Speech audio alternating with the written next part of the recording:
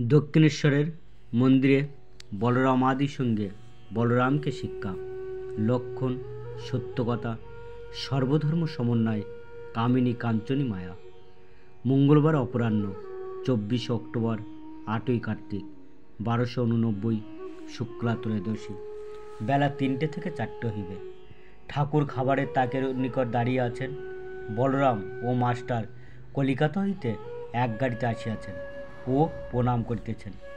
প্রণাম করিয়া বসিলে ঠাকুর হাসিতে হাসিতে বলিতেছেন, তাকের উপরে খাবার নিতে গেছিলাম, খাবারে হাত দিয়েছে, এমন সময় টিকটিকি পড়েছে আর অমনি ছেড়ে দিয়েছি। শ্রীরামকৃষ্ণ: হাগো, ওসব মানতে হয়? এই দেখো না, রাখালের অসুখ, আমারও হাত পা কামড়াচ্ছে। হলো কি জানো, আমি সকালে বিছানা থেকে উঠবার সময় রাখাল আসছে মনে করে অমুকের মুখ দেখে ফেলেছি। হাগো, লক্ষণ দেখতে হয়। সেদিন নরেন্দ্র এক কানা ছেলে এনেছিল, তার বন্ধু। চক্ষুটা সব কানা নয়। যা হোক, আমি ভাবলুম ই আবার কি ঘটালে। আর একজন আসে, আমি তার জিনিস খেতে পারি না।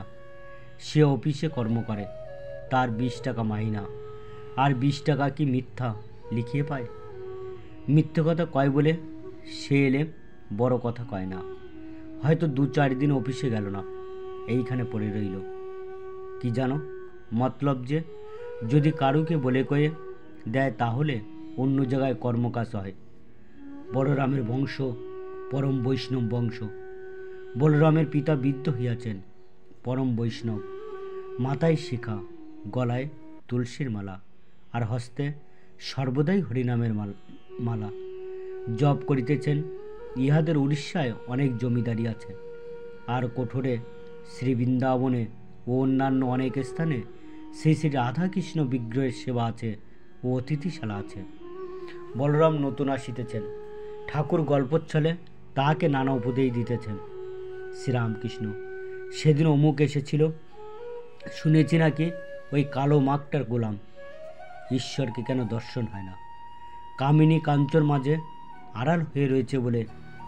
আর তোমার সম্মুখে কি করে সেদিন ও কথাটা বললে যে? আমার বাবার কাছে একজন পরমহংস এসেছিলেন, বাবা তাকে কুকরো রেঁধে খাওয়ালেন। আমার অবস্থা এখন মাছের ঝোল, মার প্রসাদ হলে একটু খেতে পারি। মার প্রসাদ মাংস এখন পারি না, তবে আঙুলে করে একটু চা খেয়ে।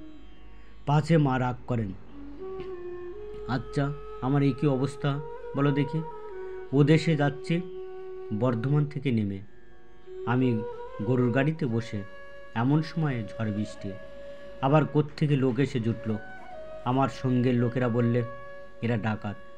আমি তখন ঈশ্বরের নাম করতে লাগলাম, কিন্তু কখন রাম রাম বলছি, কখনো কালী কালী, কখনো হনুমান, কখনো হনুমান, সব রকমই বলছি। ইয়ে কীরকম বলো দেখি?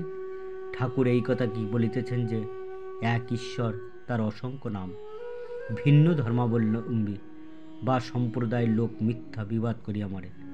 শ্রীরামকৃষ্ণ: কামিনী কাঞ্চনী মায়া, ওর ভিতর অনেক দিন থাকলে হুঁশ চলে যায়, মনে হয় বেশ আছে। ম্যাথর গুয়ের ভার বয়, বইতে বইতে আর ঘেন্না থাকে না। ঈশ্বরের নাম গুণ কীর্তন করা অভ্যাস করলেই ক্রমে ভক্তি হয়। ওতে লজ্জা করতে নাই, লজ্জা ঘৃণা ভয় তিন থাকতে নয়। ও দেশে বেশ কীর্তন গান হয়, খোল নিয়ে কীর্তন। নকুর আচার্যের গান চমৎকার। তোমাদের বৃন্দাবনে সেবা আছে? বলরাম: আজ্ঞে হাঁ, একটি কুঞ্জ আছে, শ্যামসুন্দরের সেবা। শ্রীরামকৃষ্ণ: আমি বৃন্দাবনে গেছিলাম, নিধিবান বেশ স্থানটি। ঠিক আছে বন্ধুরা, আজ এই পর্যন্ত। সবাইকে অসংখ্য ধন্যবাদ জানিয়ে এখানেই শেষ করছি। ঠাকুর শ্রীরামকৃষ্ণ পরমহংসদেবের সম্পূর্ণ কথামৃত্য শোনার জন্য চ্যানেলটি প্লিজ সাবস্ক্রাইব, লাইক এবং শেয়ার করবেন আপনাদের বন্ধুবান্ধব এবং আত্মস্বজনদের কাছে। আর বেল আইকনটি প্রেস করতে ভুলবেন না, কারণ এই রকম আরও ভিডিও আপলোড করতেই প্রথম নোটিফিকেশান আপনার কাছে পৌঁছাতে পারে। নমস্কার।